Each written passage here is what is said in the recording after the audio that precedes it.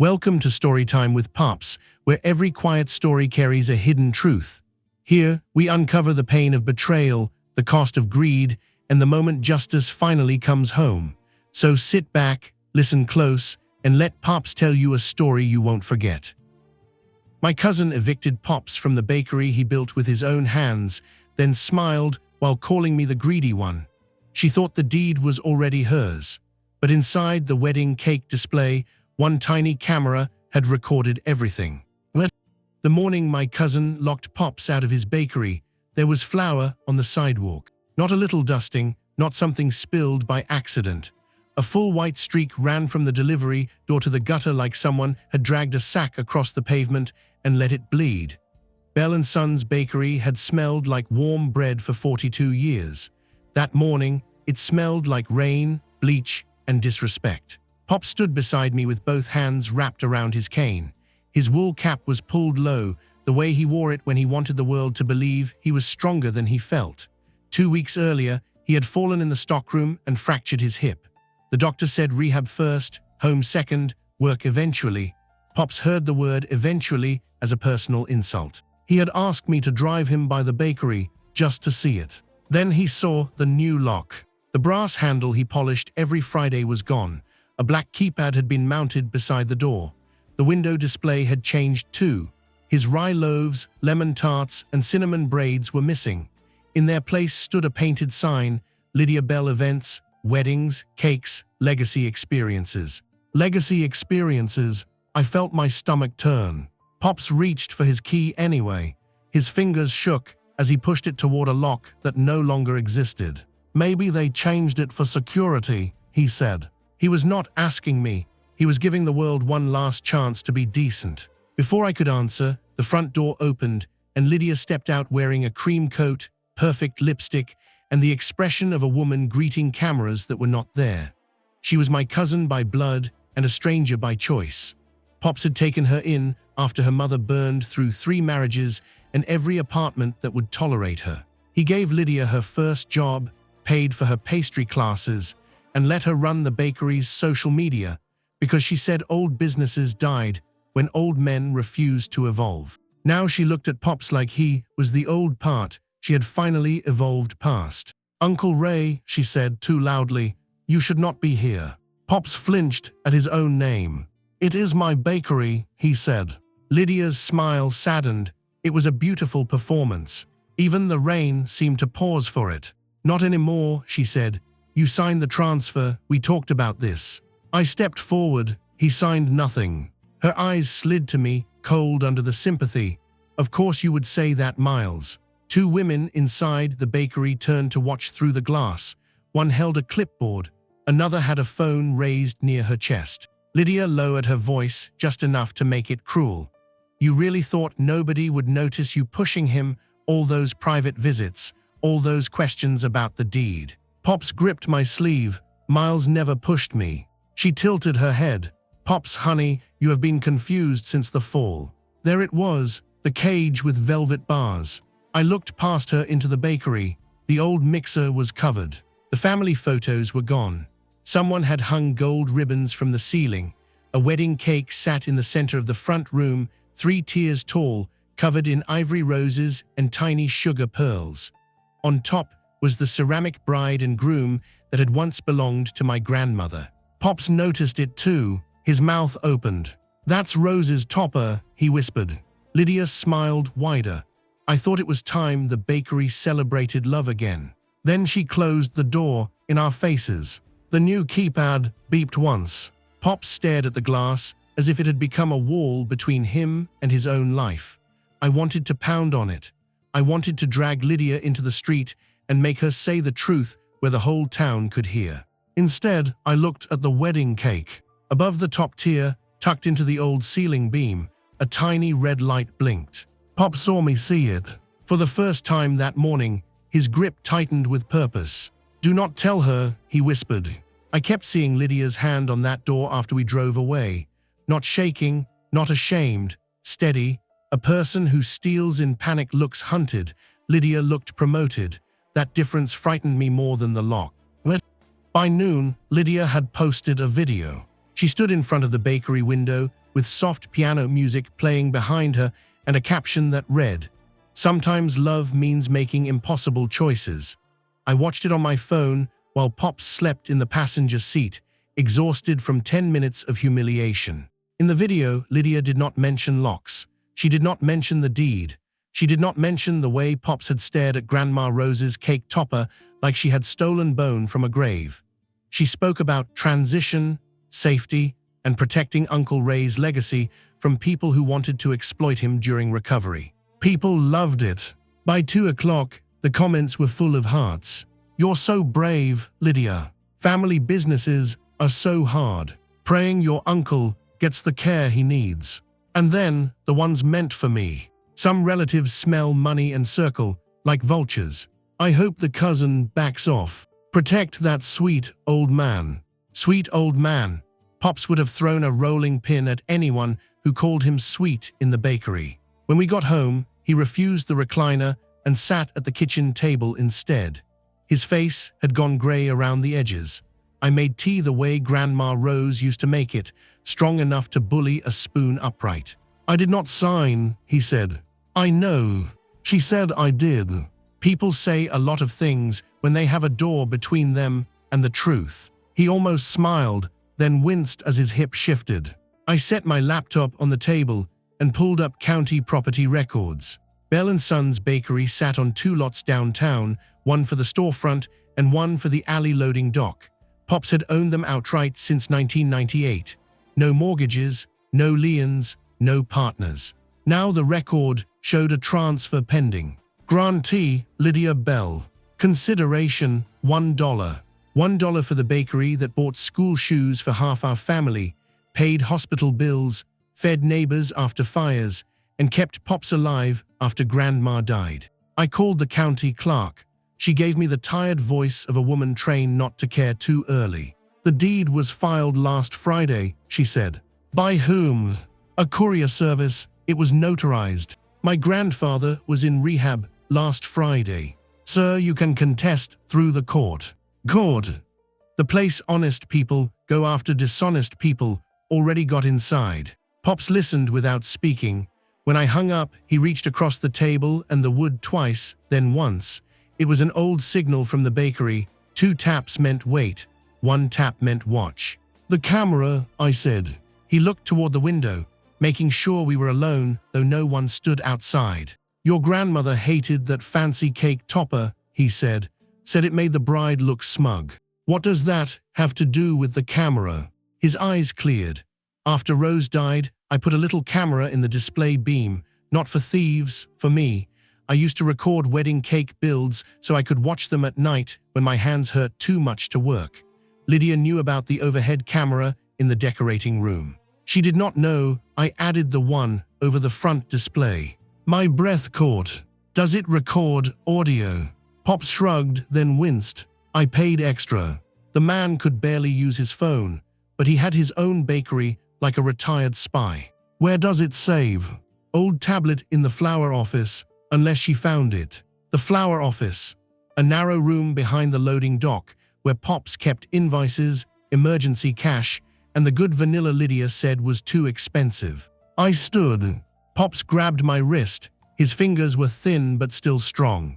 "Miles," he said, "do not go in angry. Angry people forget where the cameras point." I looked at him, at the old baker who had been locked outside his own name. "Then I will go in careful." He once. "Careful," he said, "can still be dangerous." That night I checked every account Pops had ever let me see. Nothing explained the transfer. No sale deposit, no legal invoice, no farewell note from a man who labeled every jar in his pantry. Whatever Lydia had filed, it had not come from consent. It had come from opportunity. The next morning, Lydia invited me to a family meeting. That was what her text called it. A family meeting. Not an ambush, not a performance, not the first public step in making me look unstable enough to discredit before I found the footage. "Come to the bakery at 6 p.m. We need to talk about Pop's care and your behavior." Your behavior. People love turning your reaction into the crime when their actions are indefensible. I showed Pops the message. He read it twice, lips moving slowly over each word. His face gave away nothing, but his thumb the edge of the table until the skin around the nail went white. "She wants witnesses," he said. "She wants me angry in front of them, then disappoint her." At 5:45, I parked 2 blocks away and walked through the alley behind Bell and Sons. The rain had stopped, but the flour streak was still there, hardened into pale mud near the curb. Lydia had not bothered to wash it away. That told me something. She cared about what showed in front. She ignored what proof collected behind her. The loading dock door had a new padlock. I had expected that. What Lydia did not know was that Pops had never trusted front doors, back doors, or any door that could be locked by someone with a hardware account. The bakery's coal chute had been sealed from the inside since 1973, but the grate under the side stairs still lifted if you pushed the left corner first. I learned that at 16, when Pops caught me sneaking in after curfew and made me clean ovens until sunrise. I got inside covered in dust and old brick smell, with my phone light low and my heart beating too loudly. The flour office door stood open. Half the shelves were empty.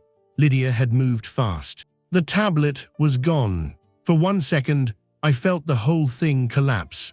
Then I remembered Pop's words. Careful people count what others forget. The camera saved to the tablet, yes. But it also backed up to the old bakery computer every night at 3. Lydia called that computer a fossil and refused to touch it because it made clicking sounds and still used a password taped under the keyboard. The password was Rose 1979. I found the computer buried under menus, invoices, and a pink folder labeled Lydia Bridal Packages. The screen took so long to wake that I almost cursed out loud. Then the desktop appeared. Folder cake come back up. Inside were dates, hundreds of them. I clicked last Friday. The video loaded slowly, then showed the front display room after hours. The wedding cake sat under warm lights. Lydia walked into frame wearing yoga pants, no makeup, no grief. Behind her came her, Brent, carrying a briefcase. Then Aunt Carol, Lydia's mother, entered with a man I recognized from a billboard near the highway. Harper Vale, commercial developer, smile like a handshake you regret. My mouth went dry.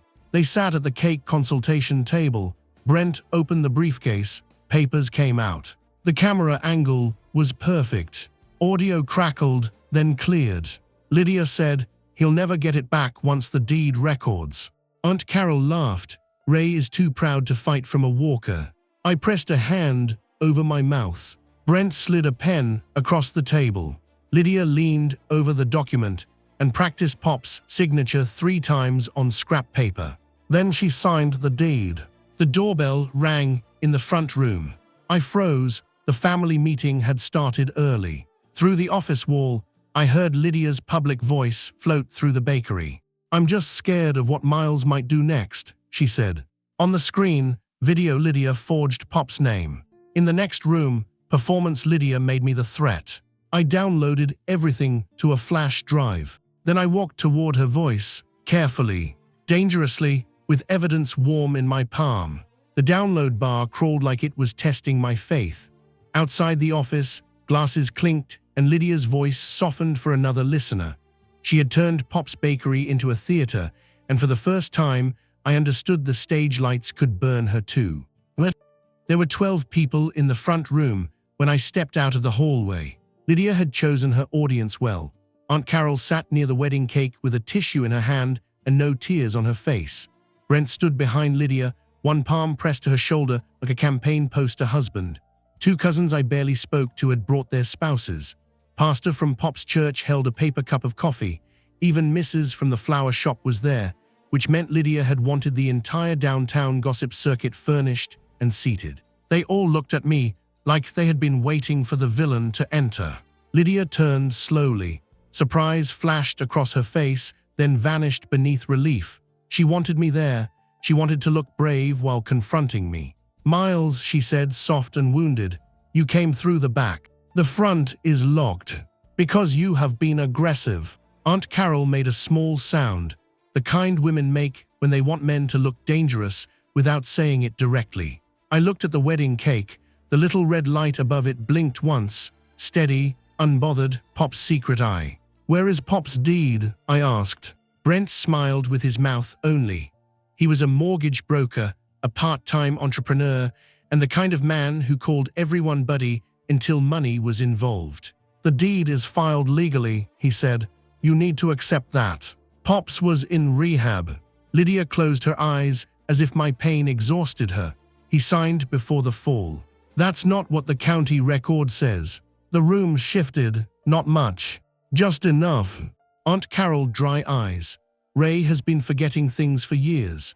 Lydia has carried that bakery while you hovered around him like a vulture." Vulture. It was such a neat word. It turned care into hunger. It turned errands, bills, rides, doctor's appointments, midnight calls, and every Saturday I had spent cleaning grease traps into circling a corpse. I felt heat rise in my chest. Pop's voice came back, "Do not go in angry." So I smiled. "A vulture waits until something dies," I said. Lydia changed the locks while he was still breathing. Pastor looked down at his cup. Lydia's mouth tightened. "This is exactly what we mean. You twist everything. Uncle Ray wanted the bakery protected. He told me if anything happened, I should take over because you were too emotional." I laughed once. "Wrong move, maybe." The room stiffened. "Lydia used it. See, he thinks this is funny." "No," I said. "I think it is recorded." Silence dropped so hard, I heard the refrigerator hum behind the counter. Brent's hand slid from Lydia's shoulder. Aunt Carol stopped pretending to dab her eyes. Lydia tilted her head. "What is recorded?" I did not answer. "Not yet. Evidence is like bread. Pull it too soon and it collapses." Instead, I looked at Pastor. "Do you believe Pops is confused?" He swallowed. "I believe he has been under stress." That was not the question. Lydia snapped. "Do not interrogate our pastor." Our pastor? As if she had not skipped church for years, unless someone died, married, or donated publicly. I lifted the flash drive. "I am going to an attorney, then the county, then, if needed, the police. Anyone here who repeats that I forced Pops, manipulated Pops, or stole from Pops should understand one thing: the bakery has cameras you forgot about." Lydia's face went pale. Brent recovered faster. "That sounds like a threat." "No," I said. "Threats are private. This is a courtesy." I walked out through the front door. No one stopped me. Outside, my phone buzzed before I reached the curb. A text from Lydia. "You have no idea what Pops already gave me." Then another. "If you love him, let this die." I looked back at the bakery window, at the cake, at Grandma Rose's stolen topper. Some things do die quietly. Family lies should not be among them.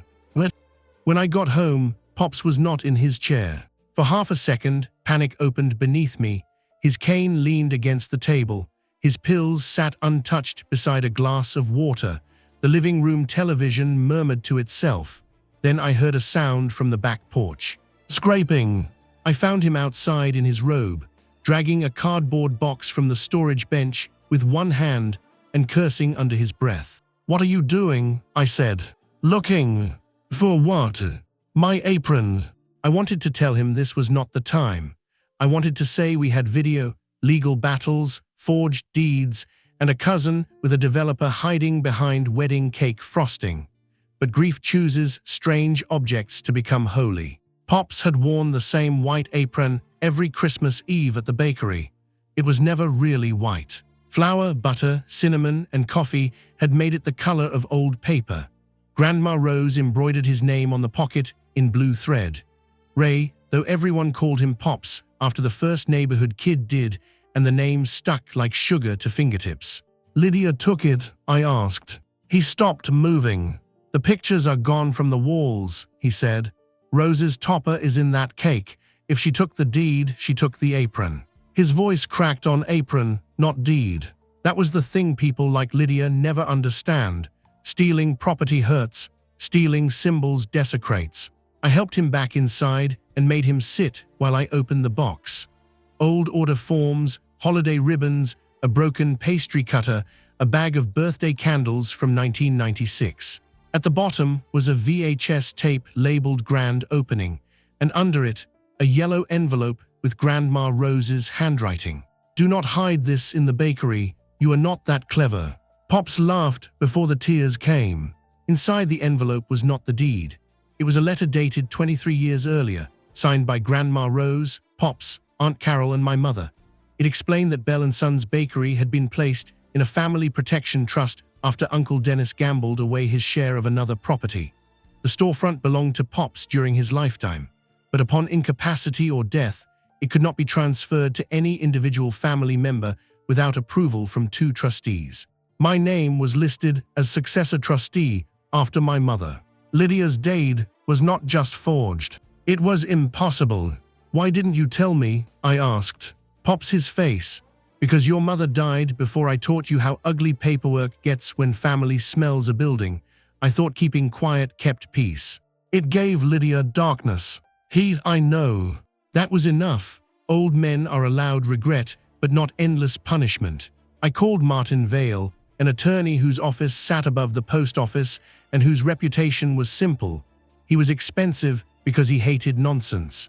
He answered on the 3rd ring after I left a message saying forged deed, trust, and camera footage. Do not send the video to anyone else, Martin said. Do not confront her again. Bring the trust document, the footage, and Mr. Bell tomorrow at 9. Can we stop the transfer? If what you say is true, we can do more than stop it. Pops listened from the table. After I hung up, he looked toward the hallway. I still want my apron.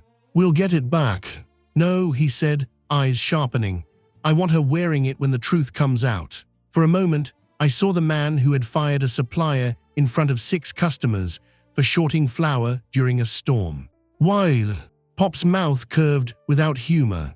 Because thieves love costumes, let her stand in mine. Pop slept with the envelope beside his chair that night. Every time he woke, he touched it as if Grandma Rose might disappear again if he stopped guarding her handwriting. I realized then that paperwork can be cold, but in the right hands, it can also be a pulse. Harper Vale called me before breakfast. Not Lydia, not Brent, the developer, that told me the video had already made them bleed somewhere I could not see. His voice was smooth, older, salted with money. Miles Bell, my name is Harper Vale. I believe we have a mutual misunderstanding. I understand enough. He chuckled as if I had made a charming local joke. Family businesses generate emotion. I respect that. I also respect clarity, which is why I'd like to offer you a clean solution. You mean money? Compensation. For your time, your concerns, perhaps a consulting role as we transition the property into a hospitality concept that honors its history. Honors its history. Developers say that right before they turn a bakery into apartments with a fake oven in the lobby. Did Lydia tell you the property is held in trust? Silence tiny, delicious. I'm sure our counsel has reviewed title. Ask them again, slowly. His voice cooled. You should be careful. Challenging a filed deed without cause can create liability. Forging a filed deed probably creates more. He did not chuckle that time. What exactly do you want, Mr. Bell?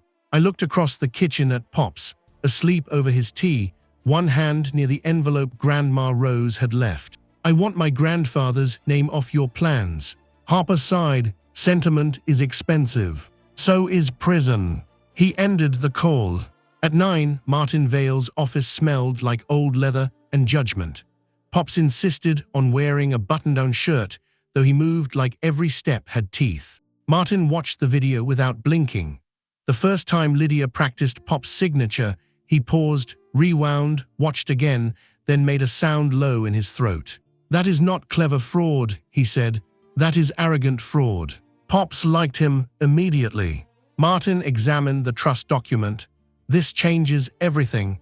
The deed was void even if the signature were real, which it is not. Can Lydia be removed from the bakery? I asked. Yes, but I suggest we do not only remove her.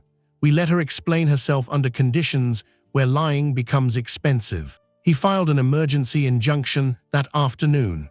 By 4, the county recorder received notice of a contested deed. By 5, Harper Vale's company received a letter warning them that any work on the property would expose them to claims of fraud, conversion, and tortious interference. Martin used phrases the way Pops used a bread knife. Clean, precise, and not for decoration. But Lydia moved faster than shame. At 6:30, she posted again. This time she was inside the bakery, wearing Pop's apron. My hands went cold. She stood beside the wedding cake, Grandma Rose's topper visible over her shoulder, and looked into the camera with trembling lips. Some of you know my cousin has been spreading accusations.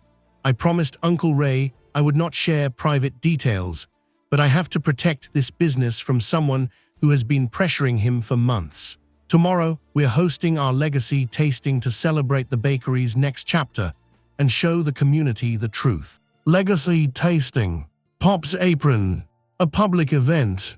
Martin watched the video twice after I sent it. She is daring you to react, he said. She is wearing his apron. I see that. Pops asked for the phone. I handed it over reluctantly. He watched Lydia speak from inside his life, his apron tied at her waist, his wife's cake topper behind her. When the video ended, he did not shout, he did not shake. He said, "Good." I stared at him. "Good." She invited everyone. Then he looked at Martin. "Can we bring a projector?" For the first time, Martin smiled. "Mr. Bell," he said, "I thought you would never ask." Lydia decorated theft beautifully. The bakery glowed the next evening like a magazine spread. White flowers lined the counter. Champagne flutes glittered beside sample plates. The wedding cake stood under warm lights, 3 tiers of buttercream innocence. Gold cards on the tables read, "Honoring the past, baking the future."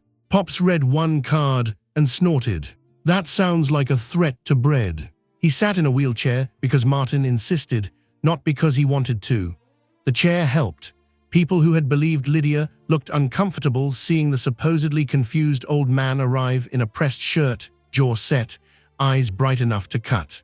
Lydia saw us from across the room. Her smile froze. Brent leaned down and whispered to her.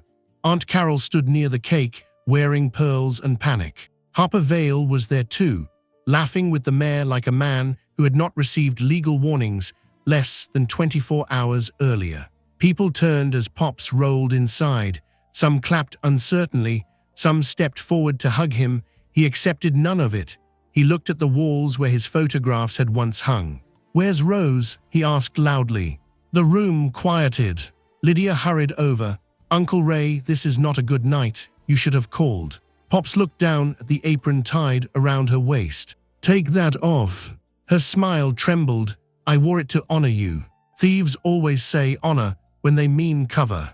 A few people gasped. "Good." Gasping means attention has opened. Lydia's eyes flashed. "This is why I was worried. He's confused and angry." "No," Pop said. "I'm specific." Martin stepped beside him carrying a slim projector case. I carried the laptop. Lydia noticed both and went pale beneath her foundation. Brent stepped forward. "This is a private event. Held in disputed trust property," Martin said. "How generous of you to make it public." Harper Vale began drifting toward the door. "Stay," Pop said without looking at him. "You paid for cake." No one laughed, but several people wanted to. Martin set up the projector against the blank wall where Pop's grand opening photo used to hang. Lydia's voice sharpened. "You cannot just play whatever edited nonsense you brought." "We could start with the trust," Martin said. "Or the county filing, or the video. I personally prefer the video. It has better pacing." Aunt Carol grabbed Lydia's arm. "Do not say anything." Too late, the room had heard fear. I connected the laptop. My hands were steady now, not because I was calm, because the truth was than my anger and I needed both hands to carry it. Before I pressed play, I looked at Pops. "Hey." The video filled the wall. There was the wedding cake, silent under the lights, the bakery empty after hours. Then Lydia entered frame without makeup, without tears, without audience. Brent followed with the briefcase, Aunt Carol Harper. The room watched itself disappear into evidence. On screen, Lydia said, "He'll never get it back once the deed records." In the bakery, someone whispered, "Oh my God." Pops did not move. On screen, Aunt Carol laughed. "Ray is too proud to fight from a walker." In the bakery, Aunt Carol sat down as if her bones had been cut. Then Lydia practiced the signature. Once, twice, 3 times. The 4th time, she signed Pop's name on the deed. The room went completely silent. Even the refrigerator seemed ashamed to hum. The projector fan, louder than it should have. Maybe that was my imagination. Maybe truth always sounds mechanical when it first enters a room built for lies. I watched Lydia watch herself, and I knew the most unbearable witness was not us. It was the version of her she thought nobody would ever meet. Lydia lunged for the laptop. I expected it. Martin did too. He moved 1 step, just enough to block her without touching her. She stopped short, eyes wild, still wearing Pop's apron like stolen skin. "It's edited," she snapped. The video Lydia on the wall leaned over the deed again, tongue pressed between her teeth in concentration, as she Pop's signature from an old payroll check. "Very consistent editing," Martin said. Brent backed away first. That was when everyone saw the marriage for what it was, a partnership as long as the liability looked survivable. Lydia turned toward him. "Say something." He lifted both hands. "I told you not to use the old check." A sound moved through the bakery, not a gasp, worse, recognition. Lydia stared at him as if he had slapped her. Aunt Carol covered her face. Harper Vale reached the front door, opened it, and found 2 officers outside with a woman from the county clerk's office and Detective Sloan, who looked exactly like a woman who hated being called for family drama until it became fraud. Martin smiled slightly. "I may have coordinated timing." Pops whispered, "I like him." Detective Sloan entered and took in the room. The projector, the video, the deed file frozen on the wall, Lydia in the apron, the mayor pretending he had been near the fruit tarts by accident. "Lydia Bell?" she asked. Lydia's face transformed. Tears appeared so quickly I almost respected the mechanism. "I did this for him," she said, pointing at Pops. "He wanted me to save the bakery. He was embarrassed by Miles. He said Miles was pressuring him." Pops rolled forward slowly until the wheels of his chair touched the edge of the cake table. "Lydia," he said. She turned to him with hope. That was the ugly part. Some part of her still believed he could be manipulated in public if she looked wounded enough. "Uncle Ray," tell them. He looked at the cake, at Grandma Rose's topper, at his apron around Lydia's waist. "Take that apron off," he said. She did not move. "No." Her hands shook as she untied it. The knot resisted. For 1 absurd second, she fought the apron like it had chosen sides. When it finally came loose, she threw it onto the cake table. The edge of the apron caught the top tier. The wedding cake tilted. Everyone watched it happen in slow motion. Ivory roses sliding, sugar pearls scattering, Grandma Rose's smug ceramic bride leaning forward as if eager to escape. Then the top tier collapsed into the second. The second split. Buttercream folded over itself. The cake hit the floor with a wet, expensive thud. No one spoke. Then Pops laughed. Not kindly, not gently. A rough, wheezing bark of laughter that shook his shoulders and made him clutch his ribs. "Rose hated that topper," he said. I laughed too, then hated myself, then laughed harder because Lydia's perfect event was smeared across the floor like the lie it was. Detective Sloan did not laugh. She stepped around the frosting and asked Lydia to come with her. Brent immediately said, "I want a lawyer." Aunt Carol said, "I didn't sign anything." Harper Vale said nothing at all, which was the first intelligent decision I had ever seen him make. As officers began separating them, people turned toward Pops. Some looked sorry, some looked ashamed, some looked as if they wanted forgiveness packaged neatly enough to carry home. Pops picked up his apron from the ruined cake table. Buttercream streaked the pocket where Grandma had embroidered his name. He held it against his chest. "Miles," he said softly. "Yes, we need hot water. Sugar stains if you let it sit." That was Pops, betrayed, humiliated nearly, and still thinking like a baker. So while the police took statements and Lydia's future hardened around her, I went behind the counter and turned on the sink. By morning, everyone remembered believing me. That was the strangest part. People who had liked Lydia's posts, shared her captions, and warned me not to make things harder suddenly spoke as if they had been suspicious all along. Mrs. from the flower shop told a reporter, "Something about the whole thing felt off to me." Pastor said he had been concerned. The mayor issued a statement about protecting small business heritage despite having eaten 3 free eclairs at Lydia's tasting before the video played. Pops read the article at the kitchen table and snorted. "Memory is the softest dough in town," he said. "Everybody reshapes it after the oven proves them wrong." Lydia was not arrested that night. She was questioned, released, and told not to contact Pops or me. Brent hired a criminal attorney before breakfast. Aunt Carol called my phone 17 times. I blocked her after the 3rd voicemail when she shifted from crying about family to threatening to sue for emotional damages. Harper Vale's company released a statement saying they had been misled by representations. Martin printed it, circled the word representations, and wrote coward in the margin. The emergency hearing happened 2 days later. Pops insisted on attending. His doctor protested. Pops said if judges could work old, bakers could testify old. The doctor did not know what to do with that. The courtroom was smaller than I expected. No drama, no dramatic music, no audience gasping over buttercream.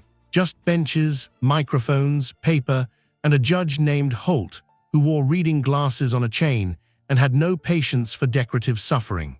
Martin presented the trust document, the county deed, the rehab records, and the cake camera footage.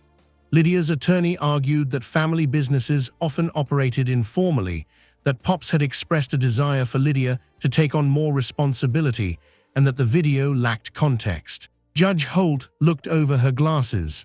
"Counsel, what context makes practicing a man's signature before signing his deed acceptable?" The attorney sat down with admirable speed. The deed transfer was suspended. Lydia was barred from entering the bakery. The trust was reaffirmed. Harper Vale's pending purchase agreement was declared unenforceable until a full fraud review. The police investigation expanded to include Brent, Aunt Carol, and any parties aware of the forged deed. Pop squeezed my hand under the table when the judge said the word forged. Afterward, Lydia waited in the hallway. She looked smaller without the bakery lighting. Her hair was pulled into a ponytail, no cream coat, no lipstick, just red eyes and fury trying to look like grief. "You ruined my life," she said. Pop stopped his wheelchair.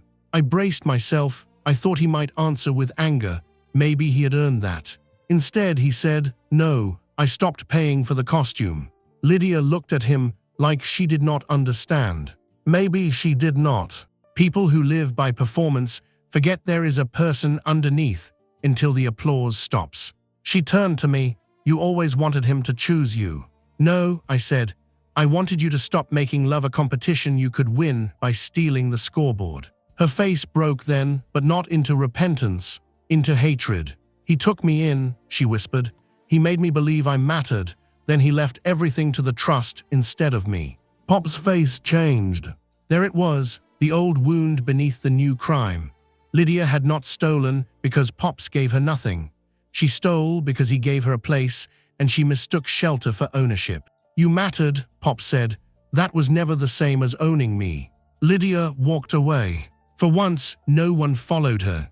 On the drive home, people waved at Pops from sidewalks they had crossed to avoid us days before. He did not wave back. Not out of bitterness, he told me, but because forgiveness offered too quickly teaches a town it can rent courage after the danger passes. Detective Sloan took the apron as evidence. Pops objected so loudly, the clerk in the hallway dropped a folder. "It has frosting on it," Sloan said. "It has my wife's stitching on it," Pop snapped. "It may also have trace evidence from the incident." The incident was a cake losing faith. Sloan pinched the bridge of her nose. I liked her more every time she refused to be charmed. In the end, Pop surrendered the apron only after Sloan promised to photograph it carefully, bag it respectfully, and return it as soon as legally possible. He watched her place it in paper, not plastic, and muttered that at least someone knew fabrics needed to breathe. That evening, the bakery felt like a crime scene because it was one. Yellow tape crossed the office. The cake camera had been removed from the beam. The laptop was with police. The ruined cake had been scraped from the floor, but sugar still clung to the grout lines. The air smelled of bleach, vanilla, and old betrayal. Pops sat near the ovens while I rehung one photograph, the grand opening picture from 1981. Pops in a paper hat, Grandma Rose laughing beside him, my mother and Aunt Carol as teenagers behind the counter. Aunt Carol's smile in that photo made my chest hurt. She had once been a girl in an apron too, before resentment hardened into strategy. "Do you miss her?" I asked. Pops knew who I meant. "Carol. Yeah." He looked at the photograph for a long time. "I miss who she was before she started counting what other people got. Did she always think you owed her? Your grandmother said Carol treated kindness like a down payment. If you gave her a chair, she wanted the room. If you gave her a job, she wanted the deed." I thought of Lydia's hallway words. He made me believe I mattered. Do you think Lydia learned that from her? Some things are taught, some things are watered. He reached for the counter and pulled himself upright before I could stop him. Pain crossed his face, but he waved me away. Slowly, carefully, he walked to the empty space where the wedding cake had stood. "Rose used to say this front room was for promises," he said. "Wedding cakes, birthday cakes, retirement cakes. People came here to buy sugar for a future they hoped would be sweet. Lydia used it to forge a deed." "Yes." He looked at the ceiling beam where the camera had been. "Good thing promises need witnesses." The next day, Lydia's old posts began disappearing. The video about protecting Pops vanished. The legacy tasting announcement vanished. Photos of her wearing the apron vanished. But screenshots live longer than shame. From the flower shop had saved everything and sent it to Martin with subject lines like, "More lies and this girl needs jail." Was becoming my favorite aunt without being related to us. Meanwhile, insurance adjusters called, vendors called, customers called. Some asked when we would reopen. Some apologized. Some asked for refunds on wedding deposits Lydia had taken under her new brand. That was how we discovered the second theft. Lydia had accepted deposits for 23 weddings using Bell & Sons bakery contracts, then routed the money to Lydia Bell events. One bride arrived at the bakery in tears with her mother and a printed receipt for $8,000. Her wedding was in 3 weeks. Pops took the receipt, read it, and closed his eyes. "Did you pay Lydia?" he asked gently. "The bride." "Then Lydia owes you." She began to cry harder. Pops sighed, looked at the ovens, and then at me. "Miles," he said, "how many lemon cakes can we still make by Saturday?" That was how justice got complicated. Because Lydia had stolen from us, yes. But she had also sold promises to people who had done nothing wrong. By Friday, the bakery was full of brides. Not all at once, but it felt that way. Women came in carrying binders, phones, receipts, screenshots, and panic. Mothers came too, and one father who looked like he might challenge the ovens to a. Lydia had promised rustic elegance, legacy charm, hand-piped sugar flowers, and family recipes. She had taken deposits with smiles and contracts that used Pop's bakery name without authorization. Some payments were small, some were devastating. Pops listened to everyone. He sat at the consultation table with a yellow legal pad while I made coffee and tried not to hate Lydia more with each story. A nurse named Tessa had paid $3,000 for a cake after saving tips from night shifts. A school teacher named June had paid $6,000 because her mother used to buy birthday cakes from Bell & Sons. The biggest was $12,000 for a full dessert table at a country club wedding. Lydia had offered a discount if they paid cash. Of course she had. Pops wrote down names, dates, flavors, amounts. His hand cramped by noon. He refused to stop. "These are not Lydia's mistakes," he said. "These are our neighbors' weddings. They are not your debts." He looked up. "No, but this is still our name." That was the burden of a good reputation. Thieves can spend it faster than money. Martin advised caution. Do not assume liability for contracts you did not authorize. Pops politely, then ignored him creatively. We could not cover every stolen deposit. We could not save every wedding. But Pops called every baker he had ever helped, every caterer who owed him a favor, every retired decorator with steady hands and unfinished grudges. By Saturday evening, the bakery had become a rescue operation. People came, brought flowers. Mrs. donated ribbon despite having repeated Lydia's lies and crying through her apology. Pastor sent volunteers who understood they were not allowed to preach while boxing cookies. The bride who had cried first returned with her and rolled fondant for 4 hours without knowing what fondant was supposed to feel like. Pops moved through the room in his walker like a general leading troops across buttercream. For 3 days, we made cakes for people Lydia had. It was not noble in the pretty way, it was exhausting, it was expensive, it made my back ache and Pop's hips swell, but it also changed the town's story. Lydia had used the bakery as a mask.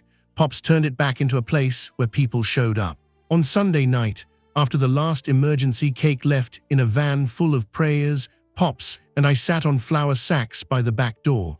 He looked 10 years older and strangely lighter. "You know what your grandmother would say?" he asked. "That we used too much almond extract." He smiled. "She would say a name is not what people call you, it is what they expect when you enter a room." I thought about that. For weeks, Lydia had tried to make my name mean greedy. She tried to make Pop's name mean confused. She tried to make Bell and Sons mean hers. But names, like bread, can be remade if the starter is still alive. The next morning, Detective Sloan called. They had found Lydia's bank records. The wedding deposits were not the only money. "Mr. Bell," Sloan said, "we need to talk about your grandmother's jewelry." Pops went very still when I told him. Grandma Rose's jewelry had been missing since the funeral, and Lydia had just made herself the last person to touch it. By the third emergency cake, my hands smelled permanently of lemon zest and anger. Each bride thanked Pops like he was saving her wedding, but I knew he was saving something else too, the difference between a stolen name and a living one. Grandma Rose had owned one good necklace. Not diamonds, not gold heavy enough to brag about. Pearls. Small, creamy, imperfect pearls Pops bought after saving for 6 months because Grandma once stopped outside a jewelry store and stared too long. She wore them on their 30th anniversary, at my mother's wedding, and in the bakery's Christmas photos. After she died, Pops placed them in a blue velvet box and kept them in the office safe. The safe had been open when I broke into the bakery. I had noticed, I had not understood. Detective Sloan arrived with printed bank records and photographs from a pawn shop 3 counties over. The photos showed Lydia wearing sunglasses indoors while selling Grandma Rose's pearls for $1,400. $1,400. Pop stared at the image. For so long I thought he had stopped breathing. "She sold Rose," he whispered. "She sold pearls," I said, though I knew the correction did not matter. He looked at me. "Do not make it smaller so it hurts less." I had no answer. Lydia had pawned the pearls 2 months before the forged deed. That meant she had stolen from the safe while Pops still trusted her with office keys. It meant the wedding cake topper had not been her first desecration. It meant the apron was part of a pattern, not a moment. Patterns are what turn heartbreak into evidence. Sloan explained they were adding theft charges. The pawn shop still had the pearls because the owner became suspicious when Lydia pushed for cash and refused to leave a phone number. He had held them past the legal period because, in his words, old lady pearls usually have a story. Pops wanted to buy them back immediately. Sloan said no, evidence. He swore in 3 languages, 2 of which he only knew for swearing. That afternoon, Aunt Carol came to the bakery. She did not come in. She stood outside the glass with her arms wrapped around herself, looking older than she had at the tasting. I stepped onto the sidewalk before Pops could see her and hurt himself trying to stand. "You cannot be here," I said. "I came to ask about Lydia. Ask her attorney." Carol's mouth trembled. "She is my daughter. Pops is your brother." Her face tightened.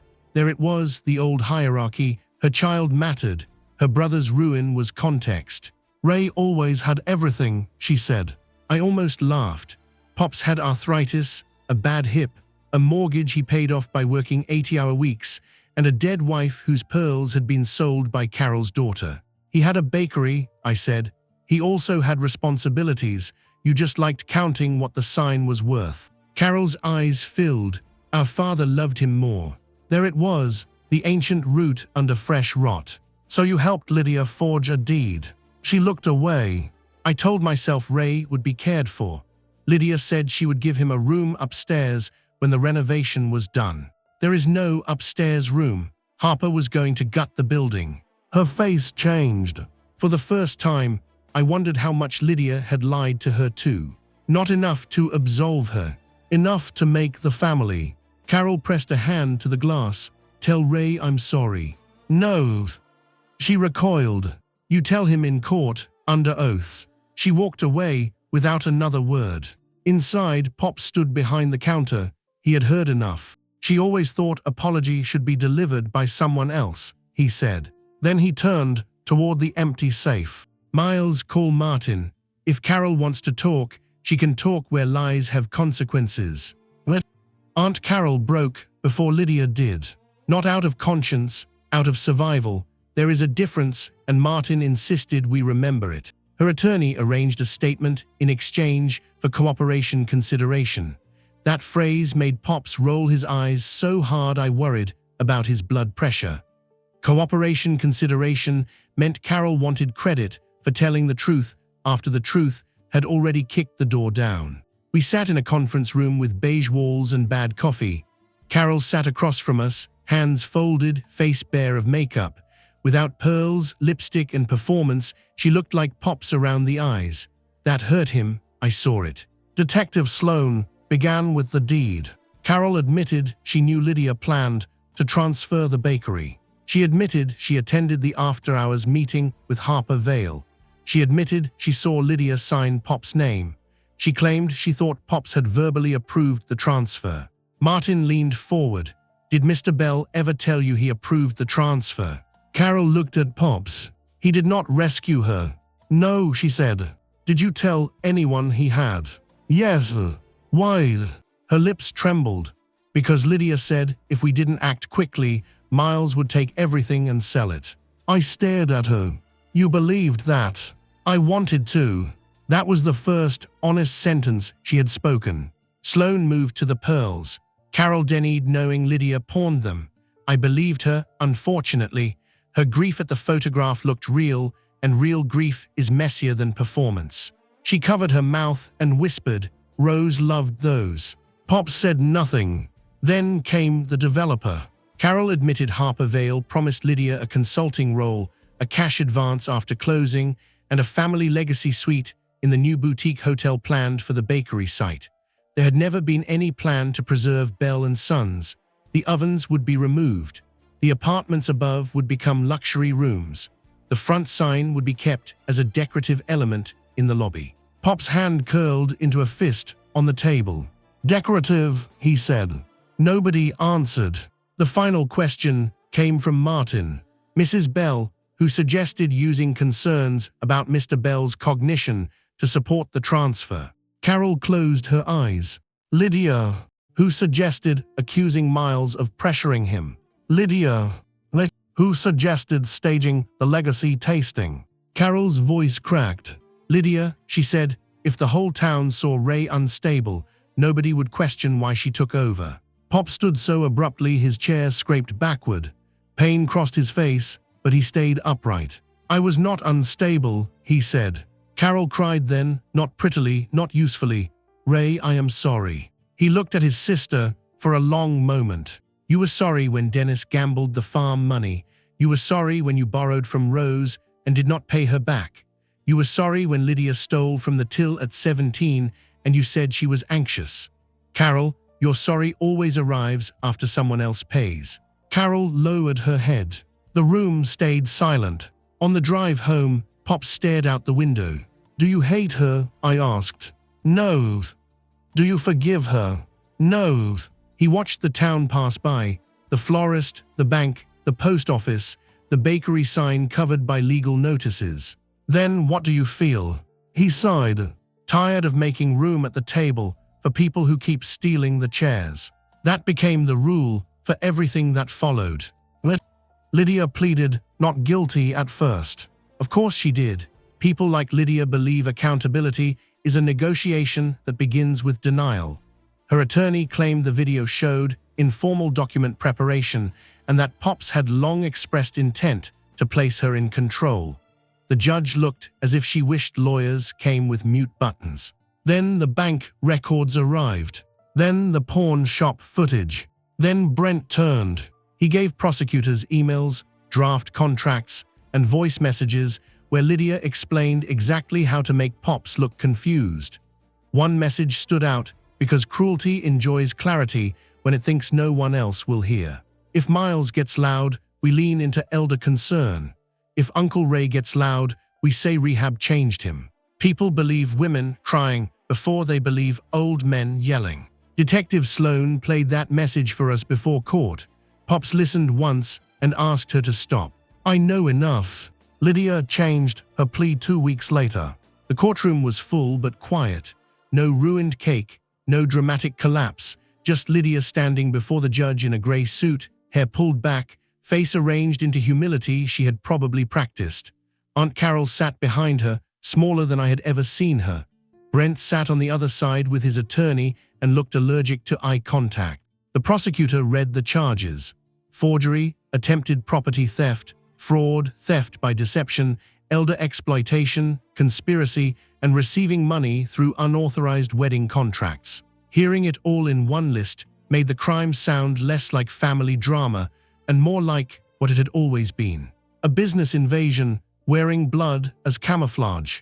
Lydia addressed the court. "I made mistakes," she began. Pops muttered, "Bad start." The judge heard him. Her mouth twitched. Lydia continued, "I was under pressure. I believed the bakery was failing. I believed my uncle could no longer make decisions in his own best interest. I let fear guide me. Fear, not greed, not envy, not entitlement. Fear, the word people use when they want sympathy for what they did while calculating." Then she looked at Pops. "I hope one day my family can heal. Heal as if she had broken a dish instead of forging a life." The prosecutor asked Pops if he wanted to speak. He stood with his walker. I moved to help him. He waved me back. "Lydia," he said, "you were hungry. I knew that when you were a child. Hungry for praise, for proof, for more than anyone could hand you. I fed you. Your aunt fed you excuses. You learned to call hunger a right." Lydia stared at the floor. "You did not just try to steal my bakery. You tried to steal my mind in front of my town. You put confusion in my mouth because you thought nobody would listen to an old man if a young woman cried first. That is the part I cannot sweep up." The courtroom did not move. "I do not hate you," Pops said, "but I will not build a bridge for you to carry stolen things back across." He sat down. No one clapped, thank God. Some moments are too heavy for applause. The judge accepted the plea: restitution, prison time. Probation, no contact with Pops or the bakery. Cooperation against Harper Vale's company. It was not enough for what she had taken from his heart. It was enough for the law to begin. Outside, reporters asked Pops how he felt. He looked at them, tired and small and unbreakable. "Like baking tomorrow," he said. That was the only quote they used. After court, Pops asked for coffee from the cheapest diner nearby. He said expensive coffee tasted like apology without confession. We sat in a booth under buzzing lights, and for once, neither of us tried to make the day mean more than it could. The bakery reopened on a Thursday because Pops refused to make symbolism easy. "Grand openings are for people who need banners," he said. "We need customers." Still, the town came like it was a holiday. There were flowers on the sidewalk, though none from Mrs., because Pops told her no flowers until she finished apologizing with verbs instead of tears. Helped at the counter. Martin stood near the door pretending not to watch for legal threats. Detective Sloan stopped in for coffee and paid with exact change. Even the bride from the first stolen deposit came by with wedding photos and a cake knife she wanted Pops to have. We put the family photographs back on the wall. Grandma Rose, Pops in 1981, my mother. Even one old photo of Aunt Carol as a teenager before life taught her to measure love in portions. Pops insisted. "Erasing is easy," he said. "Remembering correctly is harder." The wedding cake area stayed empty. No one suggested putting a cake there. At 10, the first batch of cinnamon braids came out of the oven. The smell moved through the room like forgiveness pretending to be butter. People closed their eyes. Some cried. Pops pretended not to notice while telling me I had twisted one braid too loose. "It is bread, not a rope ladder," he said. "Good to have you back too." He smiled. The apron returned from evidence 2 days before reopening. Sloane had kept her promise. It came in a paper bag, clean but stained faintly near the pocket. The Blu-ray stitching survived. Pops wore it, not because Lydia had touched it, because Grandma had. Around noon, a small woman in a green coat came in and stood by the door. She looked familiar. After a moment, I realized she was one of Lydia's brides, June, the school teacher. Her wedding had happened the previous weekend with one of our emergency lemon cakes. She approached Pops, holding an envelope. "We wanted to pay the difference," she said. Pops refused before she finished. "You paid enough." "But Lydia stole it." "Then Lydia owes me and you, not you twice." June's eyes filled. "Your cake saved my mother's heart. She kept saying my grandmother would have loved it." Pops looked down quickly, pretending to adjust the cash drawer. "Tell your mother her grandmother had good taste." June laughed through tears and left the envelope anyway. Inside was a thank you card, not money. Pops read it in the office, alone, and came out with red eyes he blamed on flour. That afternoon, Harper Vale's company sent a settlement proposal. Martin opened it beside the mixer. The number had more zeros than I expected. Pops barely looked. "Does it keep the bakery here?" "Yes." "Does it admit they knew?" Martin hesitated. "In legal language." "Make it human language." It took 3 more weeks, but they did. Public correction, financial restitution, withdrawal of all property claims, cooperation with prosecutors, payment into a fund to cover Lydia's stolen wedding deposits. Pops signed only after Martin added 1 sentence to the agreement. Bell & Sons Bakery was targeted through a fraudulent scheme, exploiting the age and reputation of Bell. Not confused, not unstable, not a burden. His name returned in ink. That night after we closed, Pop stood under the empty ceiling beam where the camera had been. "Do we put another one up?" I asked. He looked around the bakery. "Yes," he said, "but this time, tell everyone. A watched room keeps honest people comfortable and dishonest people nervous." Lydia started writing from jail before sentencing. The first letter came in a plain envelope with her name printed carefully in the corner. Pop stared at it on the kitchen table for a long time, then pushed it toward me. "Read it." "You sure?" "No, do it anyway." The letter was 4 pages. She apologized, then explained, then apologized for explaining, then explained again. She wrote about feeling invisible after her father left, about watching Pops praise my mother, about believing the bakery was the only place she had ever mattered.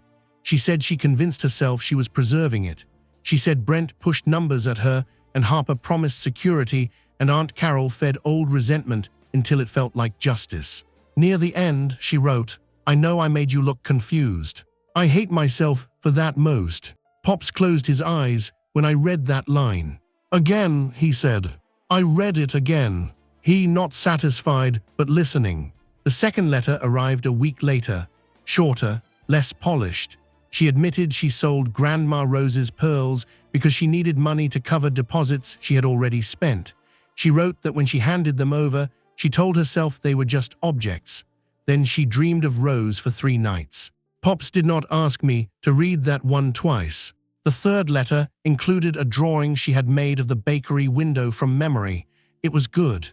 I hated that it was good. "Are you going to answer?" I asked. Pops folded the drawing and placed it back in the envelope. "Not yet."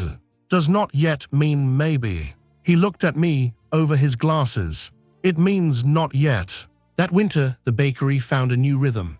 We hired 2 young bakers and 1 retired woman named who decorated cakes like she was threatening them into beauty. Wedding orders returned slowly. The first time someone asked about the camera, Pops pointed to the new one, openly mounted above the display case. "That is our honesty camera," he said. "It records sugar and fools." Customers loved it.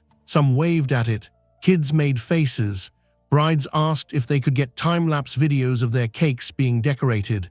Pops pretended to hate the idea and charged fairly for it.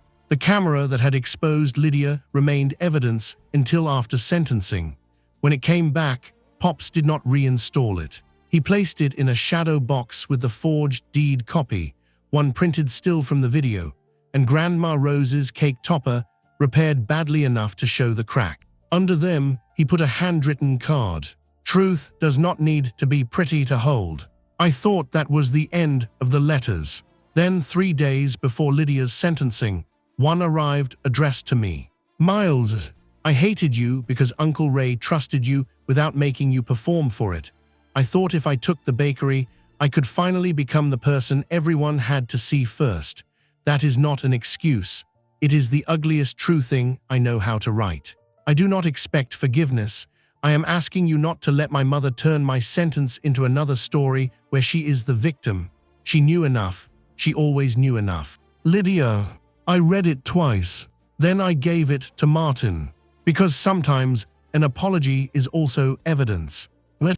Lydia's sentencing happened on a gray morning that made the courthouse windows look tired. Pops wore his best suit and Grandma Rose's pearls in his pocket. They had been returned from evidence the week before. He did not want them around his neck. He did not want them in a jewelry box. He wanted them close enough to touch when the judge spoke. Aunt Carol for the prosecution. That surprised everyone except Martin, who had the expression of a man who had expected cowardice to mature into usefulness. Carol admitted she had repeated lies about Pop's mental state. She admitted she had encouraged Lydia's resentment. She admitted she had chosen her daughter's ambition over her brother's dignity because it felt easier than admitting Lydia had become cruel. Pops listened without looking at her. Then the brides. June spoke about almost losing her wedding cake and watching her mother cry. Tessa spoke about night shifts and stolen savings. A father spoke about paying Lydia cash because she said Bell and Sons was family and he believed family businesses meant trust. Trust, that word moved through the courtroom like a bruise being pressed. Finally, Lydia stood. No gray suit could make her look smaller than her own choices had. She faced the judge, then Pops. "I do not ask for mercy because I deserve it," she said. "I ask the court to understand that whatever I thought I was owed, I chose to take it by making an old man look helpless and a loyal grandson look greedy. That was not pressure, that was me." The room seemed to hold its breath. Pop's hand found the pearls in his pocket. Lydia continued. "I sold Rose's pearls. I forged Uncle Ray's name. I took deposits from brides. I lied to people who trusted our bakery. I used my mother's anger, Brent's greed, and Harper's money because they made my own envy feel justified. I am sorry. I know that does not repair anything." It was the first apology that did not ask to be carried. The judge sentenced her to prison, restitution, probation after release, and a permanent protective order around the bakery and Pops. Not forever in prison. Not enough for some people. More than Lydia had believed possible when she smiled under the wedding cake lights. Afterward, Carol approached Pops in the hallway. She stopped several feet away. "Ray," she said, "I do not know how to be your sister after this." Pops looked at her. He looked old, not weak. Old in the honest way of a man who had outlived too many illusions. "Start by not asking me to teach you." Carol crying silently. He walked past her with his walker. Outside, reporters waited. Pops refused comment.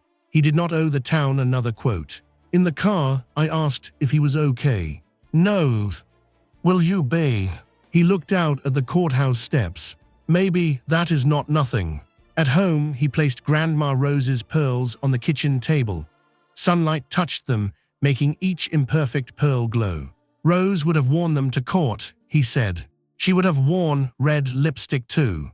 He smiled and told the judge the sentence was too short. "Probably." We laughed quietly. Then Pops opened Lydia's first letter again and read it himself, slowly, without asking me for help. That was when I understood sentencing was not an ending. It was just the point where the law stopped talking and the living had to decide what kind of silence came next. Spring came late that year. For months, the bakery carried ghosts in every corner. Lydia's reflection in the display glass, Aunt Carol's laugh near the cake table, Brent's briefcase on the projector wall, Harper Vale's handshake in the doorway. Even when customers filled the room, even when ovens roared and cinnamon softened the air, I could feel the old story waiting to be retold by anyone careless enough to whisper. Then one morning, a little girl pressed her face to the glass and asked if we made dinosaur cupcakes. Pops said no. I said yes. We compromised by making 6 cupcakes with frosting spikes that looked more like injured than dinosaurs. The girl loved them.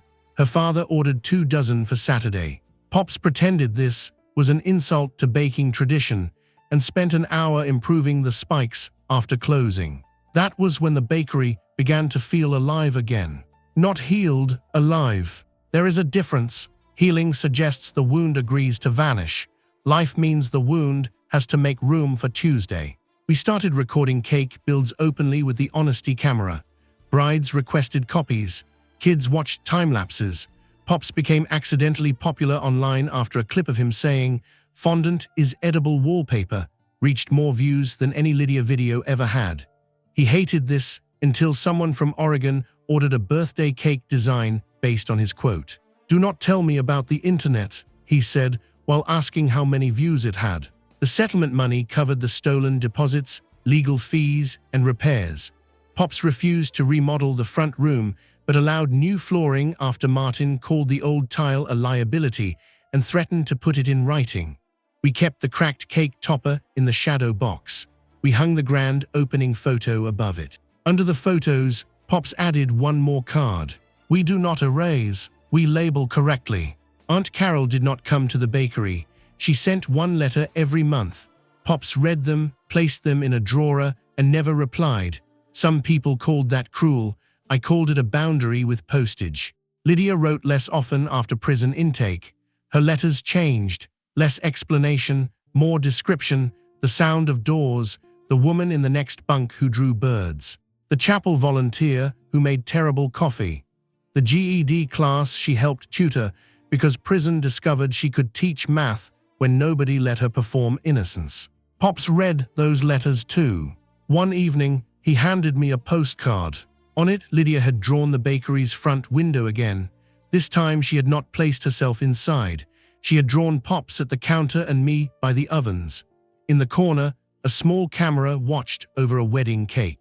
"What do you think?" he asked. "I think she is learning perspective." Pops grunted. Prison is expensive art school. But he placed the postcard in the drawer with the others, not the trash. That summer, June brought her newborn daughter into the bakery and introduced her to Pops. The baby's name was Rose. Pops held her like she was made of steam. He cried after they left and blamed onion rolls. There were no onion rolls that day. The ghosts did not vanish because we were brave. They faded because ordinary people kept walking through the door with ordinary needs: birthday candles, burnt coffee, cupcakes shaped like questionable animals. Routine, I learned, is not boring after betrayal. It is proof the thieves failed to take tomorrow. Lydia came home 3 years later. Not home to us, home to town. There is a difference people with intact families sometimes miss. She had served her sentence, completed programs, paid what she could toward restitution, and written enough letters to fill a shoebox. Pops was older by then. His hips still ached. His hands had worsened. He could no longer braid dough without pain, but he could still insult her into improving. Lydia did not come to the bakery first. She wrote, "Uncle Ray, I am out. I will not come near the bakery unless you give permission. I am staying at a halfway house inn and working at a laundry. I know I have no right to ask for anything. I wanted you to know I will keep the order even after it expires. Lydia." Pops read the letter at the consultation table. The Honesty camera blinked above us, visible and red. "She sounds older," I said. "Paper can lie about age. What do you want to do?" He folded the letter. "Bake." So we did. 2 weeks later, Lydia appeared across the street. She did not cross. She stood under the awning of the closed pharmacy in a plain coat, hair shorter, face unpainted. She looked at the bakery sign for maybe 10 minutes. I watched from the window, Pops watched from the office doorway. "Do you want me to call someone?" I asked. "No." "Do you want me to tell her to leave?" "No." Lydia lifted one hand, not a wave exactly. A signal, "I am here, I will not come closer." Pops did not wave back. After a minute, she left. That happened every Thursday for a month. She stood across the street. Pops watched. No one moved. Then one Thursday, it rained. Hard, mean, sideways rain that made umbrellas useless. Lydia arrived anyway and stood under the pharmacy awning, soaked from the knees down. Pops cursed at the weather like it had offended bakery protocol. "This is stupid," he said. "Rain usually is. Make coffee." My hands stopped on the tray. "For who?" He glared. "Do we have another soaked felon outside?" "I made coffee." Pops took the cup himself. Slowly, painfully, he crossed the street with his walker while I followed close enough to catch him and far enough not to steal the moment. Lydia froze when she saw him. He held out the cup. She took it with both hands, crying before she could say thank you. Pops spoke first. "You do not get the bakery." She. "You do not get my trust." She again. "You do not get to make your mother the reason." A third nod. Rain hammered the awning. But Pops said, and the word seemed to cost him more than any legal fee, "You may stand out of the rain." Lydia covered her mouth. That was all he gave her. Not forgiveness, not family restored, not a job, not a key, not a chair at the table. A dry place to drink coffee. Sometimes mercy is not a door. Sometimes it is only an awning. Pops died 2 winters after Lydia came home. Peacefully, if that word can ever fit the final silence of someone who once filled every room with flour, opinions, and the smell of coffee. He died in his sleep after a Sunday dinner where he complained the roast was dry, asked for a second slice, and told me Grandma Rose had probably been flirting with Heaven's bakers just to annoy him. The bakery closed for 1 week. People left flowers, cards, sugar packets, photographs, and one small bag of cinnamon braids a child had made at home because she thought Pops might need snacks wherever he went. Lydia left nothing at the door. She mailed a letter instead. "Miles, I will not come to the funeral unless you ask me to. I know grief does not erase harm. I loved him badly. I am sorry every day." Lydia. I did not know what to do. Pops had left instructions, of course. The man labeled flower bins in retirement. He was not going to leave death unorganized. In a folder marked "When I finally stop arguing," he had written service details, bakery instructions, trust updates, and one note addressed to me. "Miles, do not let people turn my funeral into a courtroom. The court did its job. The rest is for the living. Let Lydia come if she stands in the back and leaves first. If anyone objects, tell them I said mercy is not a refund. Keep the camera, not because I want you suspicious forever, because memory gets lazy and lazy memory feeds liars. You were never greedy, you were loyal. Learn the difference before it makes you lonely." Bobs. I read it 3 times. Then I called Lydia. She came to the funeral in a dark dress with no makeup and sat in the back row. Aunt Carol did not come. Brent sent flowers. I threw them away. Harper Vale had moved to another state and reinvented himself as a visionary, which proved shame is not required for rebranding. After the service, Lydia approached the casket. She did not touch it. She whispered something I could not hear, then left before the reception as instructed. Some people praised me for allowing it. Some called it too kind. They were both wrong. I had followed a dead man's note because he knew his own heart better than the audience did. The bakery became mine as trustee, not owner. Pops had amended the trust, so Bell & Sons would remain a bakery or be sold only to employees who kept the name, the recipes, and the honesty camera. I kept running it with, and the younger bakers. We added dinosaur cupcakes permanently. We also added a cake called the Rose, lemon, almond, raspberry, and a sugar pearl on top. The camera stayed above the display case. Customers still waved. Brides still asked for time lapses. Children still made faces. Every year, on the anniversary of the legacy tasting, brought a cheap grocery store cake, and we cut it with criminal disrespect. Pops would have called that wasteful and eaten 2 slices. Lydia never worked at the bakery again. But once a month, she bought coffee across the street and stood under the pharmacy awning, whether it rained or not. Sometimes I did not. Boundaries are not walls if you can still see over them. Years later, a young employee asked why we kept an old camera recording cakes when every phone could do it better. I looked at the blinking red light, the shadow box beneath it, the cracked topper, the forged deed copy, the card in Pop's handwriting. Truth does not need to be pretty to hold. Because, I said, this room has heard beautiful promises and ugly lies. The camera does not know the difference. It keeps both. The employee frowned. Is that good? I thought of Pops locked outside his own door, Lydia in his apron, the cake collapsing, Grandma's pearls returned. Coffee under an awning, mercy without keys. Yes, I said, but only if someone is brave enough to watch. That evening, after closing, I baked one tray of cinnamon braids alone. I burned the first batch. The second came out nearly right. I placed one on a plate beneath the camera. Not an offering, not superstition. Just proof of an ordinary night in a room they failed to steal. Before I turned off the lights, I checked the door twice. Old habit. Then I looked back once more at the camera's red blink. It did not comfort me exactly. It reminded me that comfort is not the same as safety, and safety is worth building on purpose.